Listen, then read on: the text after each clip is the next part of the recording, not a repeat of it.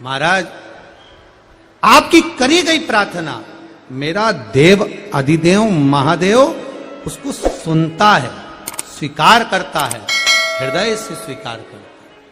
कभी ये जो बेलपत्र होती है ना, आप लोग समझना भाई हो, जितने लोग दिल से कथा सुनने आए हो वो दिल से सुनिएगा, समझिएगा। कभी हृदय चित्त में अगर आ जाए, चंदन हाथ में लेकर केवल इस भाग को पकड़कर भी अगर आप देवाधिदेव महादेव को बेलपत्र समर्पित कर रहे हो,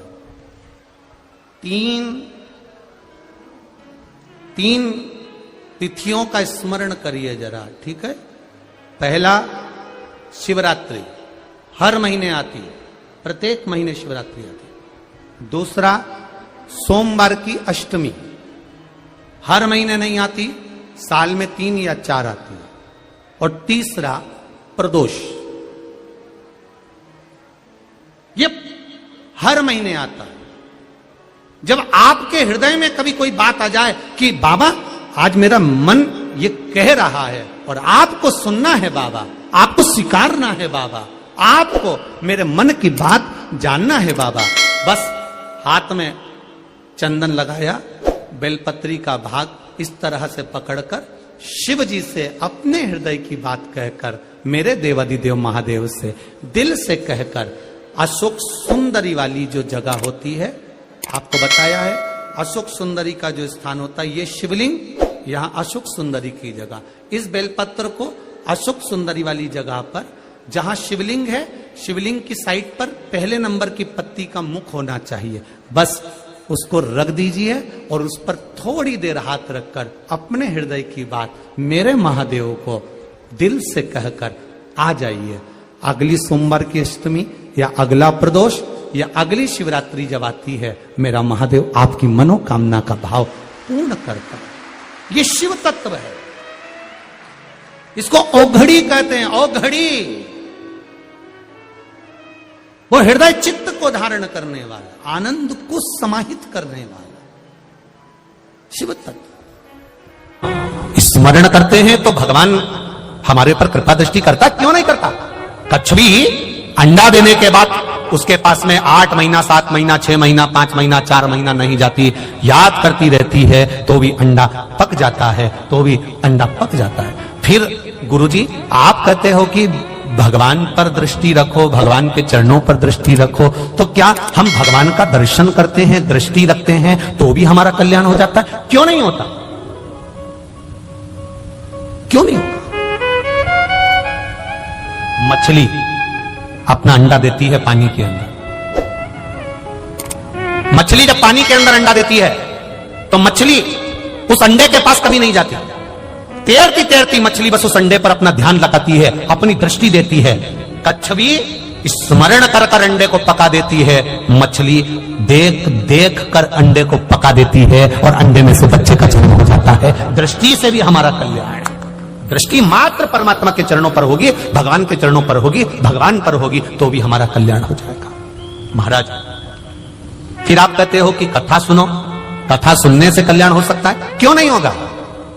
टिटहरी अपने बच्चे को जन्म देती है, टिटहरी अंडे को जन्म देती है और अंडे को पृथ्वी पर पटक देती है। टिटहरी उस अंडे के पास में कभी नहीं आती, टिटहरी बस एक काम करती है, आकाश में उड़ती है और चिल्लाना चालू कर देती है। इतनी चिल्लाती है, इतनी चिल्लाती है कि टिटहरी के शब्द से अंडा पक जाता है, उसका बच्चा जन्म ले लेता है। उसी तरह भगवान की कथा जब होती है, हम सुनते हैं, गर्जना होती है, शब्द निकलते हैं, मंदिर में घंटियां बजती है, घंटाल बजते हैं, उसके शब्द जब निकलते हैं तो हम जैसे जीवों का कल्याण अपने आप हो जाता है। ये शब्द की गर्जना। और महाराज आप कहते हो कि शिव मंदिर में जाओ, शंकर जी का स्पर्श कर लो, चरणों का स्पर्श कर लो, भगवान के मंदिर की देहली का स्पर्श कर लो। स्पर्श से क्या मतलब है? हमारा कहना है मोरनी अपने बच्चे को जब जन्म देती है, मोरनी अंडे को जब जन्म देती है तो मोरनी अपने अंडे को कहीं छोड़कर नहीं जाती, उसके स्पर्श में, उसके साथ, उसके ऊपर बैठी रहती है, स्पर्श में लगी रहती है, तो वो अंडे से बच्चा जन्म ले लेता है। हम भगवान के चरण पकड़ लेते हैं तो हमारा भी कल्याण हो ही जाता है। ये स्पर्श, स्मरण जरा ध्यान देना, पहले नंबर पर क्या है? बोलो, जम के बोलो जरा। स्मरण, याद करना। दृष्टि, दर्शन करना, भगवान का दर्शन। शब्द, कथा सुनना, बोलना। और चौथे नंबर पर है स्पर्श। ये चार चीजों में से अगर हमने एक चीज भी अपनी जिंदगी में उतार ली तो ये निश्चित है कि मेरा देवाधिदेव महादेव आपको मिलेगा जरूर। हर हर वो मिलेगा जरूर। आपकी भक्ति, आपका विश्वास, आपकी दृढ़ता, आपका आनंद वहां तक होना चाहिए। आप दृष्टि रख लीजिए, आप शब्द सुन लीजिए, आप स्पर्श कर लीजिए, उसमें हमारा कल्याण है। कभी कभी अगर तुमको लगे कि मेरे जीवन में बहुत बीमारियों ने मुझे घेर रखा है तो प्रयास करा करो कि बेलपत्र,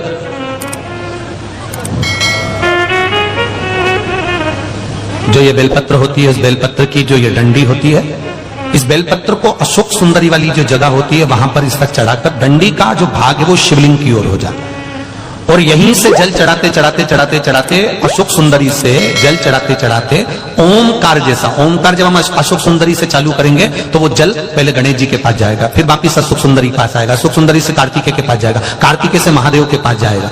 ऐसा ओमकार जैसा जल, जब तुम्हें लगे कि बीमारी बहुत घेर रखी है और बहुत बीमारी ने घेर लिया, कोई किडनी, कोई लीवर, कोई बहुत शरीर में कष्ट, कोई रोग बीमारी, या कहीं तुमको ऐसा लग रहा है कि मेरा गर्भ 20 साल हो गए, 22 साल हो गए, संतान नहीं, तब भी इस प्रयोग को जरूर करिएगा, जिसको 12 मासिक शिवरात्रि कहते हैं। हम कई लोगों से कहते हैं अगर जिंदगी में ज्यादा नियम नहीं ले सकते तो एक नियम ले लो, और उसका फल क्या होता है ये मात्र 3 महीने की शिवरात्रि कर कर देख लो, केवल 3 महीने की शिवरात्रि, ज्यादा कुछ नहीं कर सकते। हर महीने शिवरात्रि आती है, प्रत्येक शिवरात्रि के दिन 3 जगह पर दिया लगाना प्रारंभ कर दो। पहला बेलपत्री के वृक्ष के नीचे, दूसरा शंकर भगवान के मंदिर पर, तीसरा आंवले के वृक्ष के नीचे। केवल ये 3 जगह पर दिया लगाना चालू कर दो। कौन से दिन?